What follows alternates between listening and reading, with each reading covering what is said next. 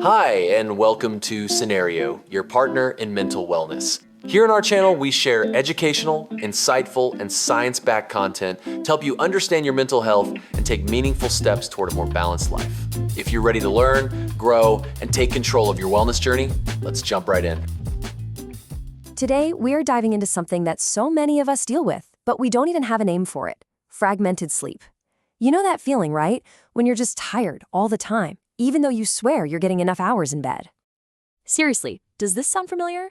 You clock in a full 8 hours, maybe even 9, but when that alarm goes off, you feel just awful, groggy, irritable, basically like you barely slept at all. If you're nodding along right now, then you are in exactly the right place, because the solution probably isn't about getting more sleep, it's about getting better sleep. And that brings us to what I call the 8-hour illusion. We get so obsessed with hitting that magic number, that quantity, that we completely forget about the one thing that actually matters: the quality. Think about it. On one side, you have someone who's in bed for 8 hours, but their sleep is just shallow and broken up all night. On the other, you have true quality rest, that deep, uninterrupted sleep that lets your brain and body actually do their repair work. The truth is, not all hours of sleep are created equal, not by a long shot. So what is this sneaky culprit that's robbing us of our energy? It's called fragmented sleep, and honestly, just understanding what it is a huge first step toward fixing it. So here's the deal. Fragmented sleep means you're waking up over and over and over again throughout the night. A lot of these are just micro awakenings. They might only last a couple of seconds, so you don't even remember them in the morning. But they are absolutely devastating to your sleep cycle. They keep knocking you out of those deep restorative stages, like REM sleep, which you desperately need for your memory and your mood. Now, you might be thinking, isn't that just insomnia? And that's a great question, but nope, they're different. With classic insomnia, the big struggle is actually falling asleep in the first place. With fragmented sleep, you might zonk out the second your head hits the pillow, but the problem is your rest is constantly being shattered into little pieces all night long. This might just sound like a small annoyance, but the combined effect of all these little disruptions night after night, well, it's a really serious problem for both your mind and your body. Let's talk about your brain first. The cognitive toll is immediate. You'll find it way harder to concentrate. You'll have those tip-of-the-tongue memory lapses, your decision-making just feels off. And your emotions? Oh yeah, it can give you a super short fuse, making you more irritable, more anxious, and can even lead to feelings of depression. You're just not working with a full battery. And the long-term physical risks are even scarier.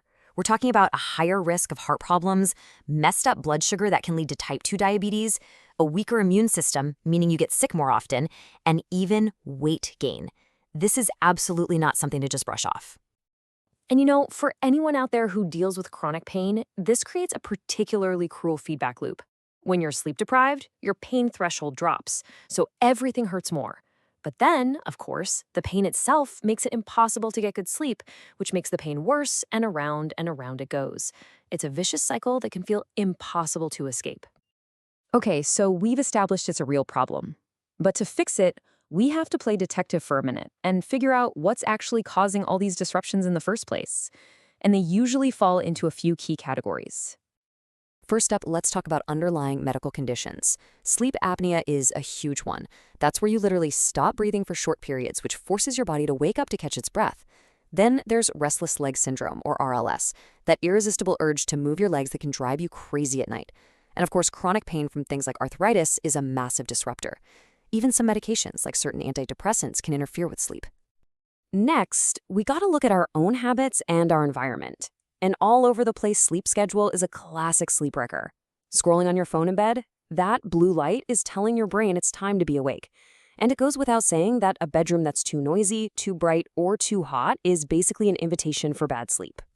And finally, the big two: stimulants and stress. That 3 p.m. coffee might feel necessary, but the caffeine can easily stick around in your system until bedtime. And alcohol? This one tricks people. A glass of wine might make you feel sleepy at first, but it actually wrecks the quality of your sleep later in the night, often causing you to wake up. And of course, high stress just keeps your brain on high alert, which is the exact opposite of what you need to fall asleep and stay asleep. Okay, that was a lot about the problem. But here's the good news, and it is really good news. There is so much you can do about this.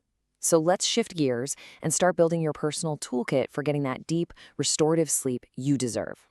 The foundation for everything is what experts call sleep hygiene. Number one, consistency is king. Go to bed and wake up around the same time every single day. Yes, even on weekends. I know, but it works. 2, put the screens away at least an hour before bed. 3, create a wind-down routine. Read a book, listen to some chill music, whatever relaxes you. And finally, turn your bedroom into a sleep cave. Make it dark, quiet, and cool. Around 65 degrees Fahrenheit or 18 Celsius is kind of the magic number. On top of that, a few lifestyle adjustments can be a total game changer. Getting regular exercise is incredible for sleep. Just try not to do a super intense workout right before you hit the hay. Watch that caffeine and alcohol intake, especially later in the day. And if you have a racing mind at night, trying out mindfulness or meditation can be an amazing way to calm things down. Now listen, if you try all these things and you're still really struggling, please talk to a professional. There is zero shame in that. A doctor can help you figure out if there's a medical issue at play. They might suggest a sleep study to check for things like apnea or help you find better ways to manage pain or RLS. It's about being smart with your health. And hey, don't forget that technology can actually be your friend here. A white noise machine can be a lifesaver if you have noisy neighbors or live on a busy street.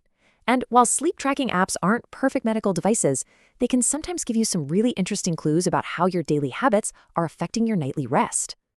We have covered a lot, from what causes this problem to how you can start fixing it. But none of this knowledge means anything unless you put it into action. So my final question to you is this. Looking at everything we just talked about, what is the one single change you will commit to making starting tonight to take back your rest? Pick one thing. Start there. Your future, well-rested self is going to thank you for it. Thank you for watching Scenario. If this video helped you, don't forget to like, subscribe, and share. For personalized mental wellness supplements, visit scenario.com. See you in the next one.